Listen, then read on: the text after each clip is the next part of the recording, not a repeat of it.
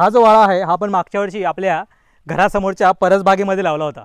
आता ह्याला बरोबर 1 वर्ष झालेलं आहे आणि आता हा वाळलेला आहे। तर तुम्ही बघाल त्याच्या काड्या आता वाळलेल्या आहेत आणि हा काढायला तयार आहे।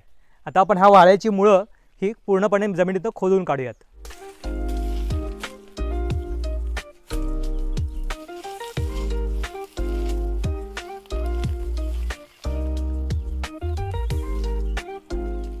ही अशी वाळ्याची ही लांब लांब मुळं आपण आता काढून घेतलेली आहेत आणि असा सुंदर सुवास याचा सुटतोय।